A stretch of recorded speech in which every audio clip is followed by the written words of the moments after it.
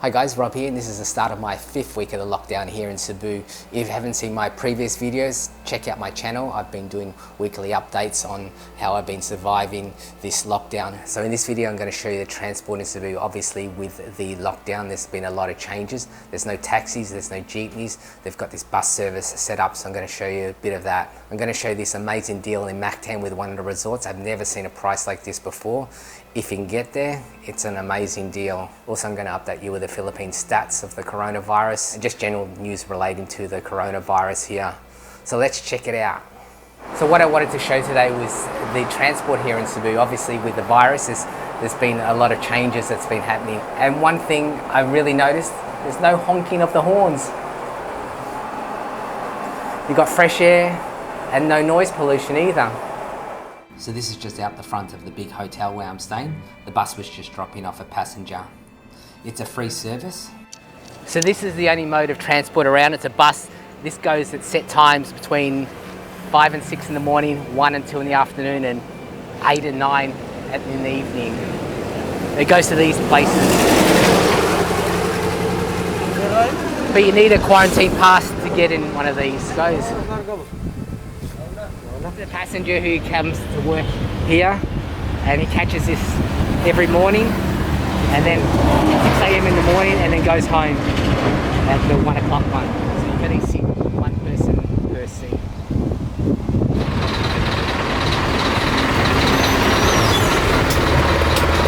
So the bus is now leaving at 1 o'clock. So this will be another bus that's coming along here. This will do a different routing for people here. There's a number of different buses running different routes around the city. They have set stops. For more on this, have a look online at Cebu Daily's news. I'll put up the link on screen, or you can just Google it. Other news, on my Facebook feed, Jpark Resort in Mactan is offering an incredible deal with their villas. It's only 4,200 peso for their villas. It's valid up until the end of May. These villas normally go for around 20,000 pesos, so it's an amazing saving. The biggest issue is if you can get there. With the lockdown, the 2 bridges from Cebu's mainland are closed to the general public, and who knows if the lockdown's going to be extended. So it all may just turn out to be a carrot waving in front of you, and you'll never get there. Anyhow, it's worth keeping an eye out for. The villas are really nice. They either come with a pool or a jacuzzi. If you can get there, at this price, you'll never see it again at these levels. Probably the biggest news of the last week was the lockdown has been extended to the 15th of May, which is a real bummer, but we've got to do what it takes to get through this thing. Last week, the president offered a reward of 10 million peso for someone who could come up with a cure for the virus. Unfortunately, no cure was found. So this week, it's jackpotted to an incredible 50 million peso. So if you're stuck at home, you've got plenty of time to experiment and find the cure. With this pandemic, people have been sanitizing their money. The central bank has come out with a statement saying this is a no-no. So if you catch the virus from your cash, well, money is more important than your life. In Cebu, violators of the quarantine rules are now being punished by having to do exercises and praying. Although on the picture it looks like they're playing children's games. As for the COVID-19 cases in the Philippines, last week I mentioned it was creeping up to the 7,000 mark. Now as I check the figures again, this is more creeping up towards the 8,000 mark now. And I'll probably even say tonight's figures when they come out will probably be over 8,000. In Cebu, they had 522 cases. Looking at the map of Cebu City itself, you can see the number of cases in each area. The black spots are the ones that are really high. Interesting, it's the city's jail which has over 200 cases, and in their confined area that's quite scary. In Mandawi, where I am, they had 11 cases.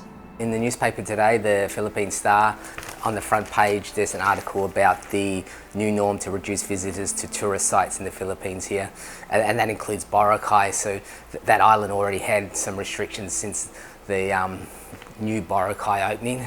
So it looks like there's possibly going to be even stronger restrictions of keeping the numbers down there. That's something to watch out for in the near future. They've also talking about tour groups that normally hand out bottles of water to the people on the tour, now giving them face masks and hand sanitizer instead of the water. So it's going to change the way we travel, I guess, in the near future. Hopefully if they find a cure, then things will go back to normality. Obviously this is not just going to be the Philippines. Around the world they're going to implement probably similar type of measures so the virus is not spread. So I've just been to the supermarket, just picking up some fruits to get me through the week. So I've just really OD'd on heaps of stuff. So something like this, orange is 154.56 peso, while watermelon like this is only just under 20 peso. So it's quite cheap, some of it anyway. And a bunch of bananas like this is 114 peso, while 3 apples like this is 98.75 peso. So it's Friday evening, I'm just having dinner here in the restaurant of the hotel. The menu here is getting more and more limited. They haven't had their supplies in this week, so veggies are out and salads are out. But there are restaurants outside the place that I can go to. But it's a bit disappointing, it's a bit annoying, but it's the situation we're in at the moment, unfortunately. They've run out of toast again, so I have to go back to rice and egg. And they used to have slices of watermelon. They've run out of watermelon as well. Maybe I can go buy them some stuff from the supermarket myself. So basically it's just to eat, to fill your belly up at the moment. It's fairly bland, just egg on rice. So I'm having my favourite dish here at the hotel's restaurant. It's a nasi goreng. It's a spicy Indonesian dish with lots of chili. It gives a real good kick and it's a fantastic dish here. If you can see that. It's only one I eat regularly and I always have it in stock. This is the one they never run out of stock for some reason. So this place, David's tea house and the hotel's restaurant, and also Rico's, literally one of the 3 main places I eat here. The food quality is okay at these places. The other ones are not so good, they're more fast food. So the problem with my hotel is they're running out of stock. There's a lot of dishes that are not available, and that's an issue. So this one probably has the better option of different dishes. They have curries, sweet and sours, obviously Chinese type dishes, and they're all in stock. So that's why I like eating at this place. Dishes here are a little bit on the pricier side. There's a better variety of foods you can get here.